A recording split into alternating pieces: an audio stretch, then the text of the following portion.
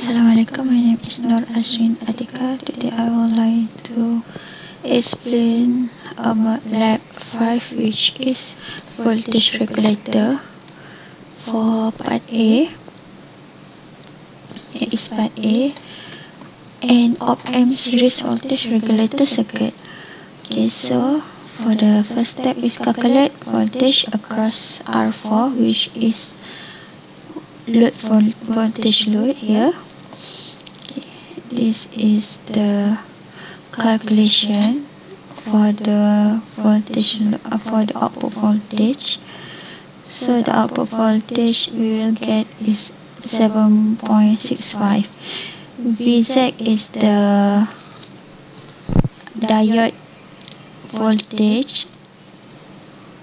Vz is the Zener voltage point. So we will need to see the data sheet for 1N5231B diode.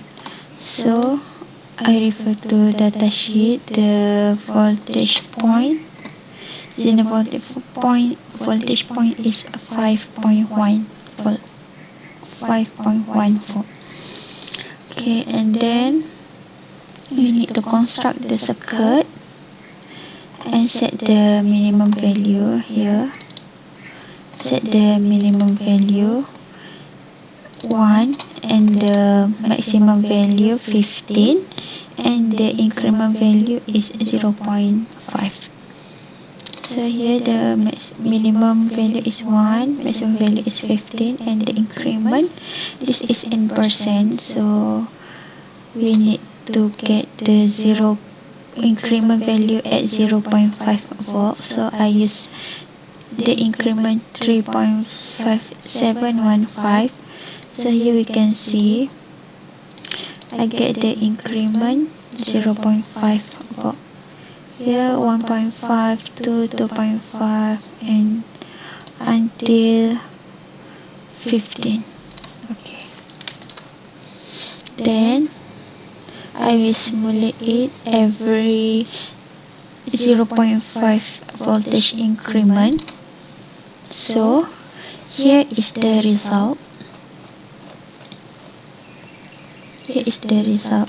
Okay, we can see that the voltage across R4, which is output voltage, will increase 0.5 until the voltage source 7.5.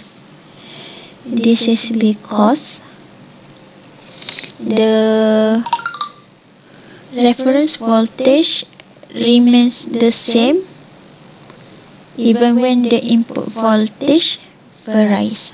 Okay, so the input voltage here, it will remain the same as the diode voltage, which is 5.1. So it does not refer here the source voltage. It will take the Zener voltage. So from the calculation, we get the output voltage is 7.65, which is the input voltage is Zener voltage, which is 5.1. So the maximum value for the output voltage is 7.65. Here 7.65. So here the voltage source is 8.0. It cannot pass the input voltage because the input voltage is 5.1. So and then after the voltage source is 8.0, the output voltage will remain 7.6 until the maximum voltage source, because the input voltage we take is 5.1, not refer to the voltage source. So if we take the input voltage 5.1, we will get the output voltage 7.65. This is the maximum. So the maximum output voltage is here 7.6. So it will remain 7.6 until the maximum voltage source. That's all. Thank you.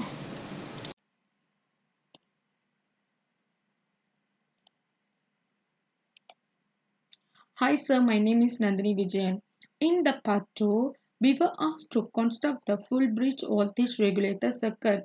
We were asked to identify which is a full wave rectifier circuit. Here we will identify the full wave rectifier circuit. This is the full wave rectifier circuit. This is already contain the rectifier and capacitor. Okay, this is the output. So that output of the rectifier should be half wave of the input and must be positive value. So next is identify the voltage smoothing filter with the capacitor. So this capacitor used as the voltage smoothing filter. We can see here the ripple when the half wave has been filtered to be the ripple of waveform. So next is full bridge rectifier circuit with voltage smoothing filter, which is capacitor, and then voltage regulator circuit. So here we are measuring the waveform at after the rectifier smoothing circuit, and the output of the voltage regulator almost become straight line. After the IC regulator, we get the DC straight line. So, okay, next is replacing the smoothing filter capacitor with 220 farad and at the input of the voltage regulator. We could see here the output of the voltage regulator will proceed really smooth with DC straight line. So we can conclude that a bigger capacitor value is needed in order to have a good performance for a full bridge voltage regulator. Thank you, sir. Assalamualaikum and hi, my name is Nelina Fianti binti Sabudi. So today I would like to explain about lab 5 part 3, which is adjustable voltage regulator circuit. So we are going through the question. First, construct the circuit as shown in figure 5. Okay, I already construct the circuit. The next one is adjust the potentiometer until value of VR1 is 5 volt. So you need to adjust the value of the potentiometer here so that the value at VR1 here is equal to 5 volt. So in this case, when the value of the potentiometer equal to 0%, the value of the VR1 is equal to 5 volt. You can measure the VR3 and VR2 simultaneously by connecting the multimeter at R2 and R3. But in order to measure the resistance at R3, you need to disconnect the power supply first and click the run button once again. And you can obtain the value of the resistance here. So it equal to 0 ohm. Then you need to repeat the step from step 2 here. You need to repeat with different voltage for VR1. As you can see here, the relation between VR1, R3, VR3 and VR2. As the VR1 increase, the resistance at R3 also increase.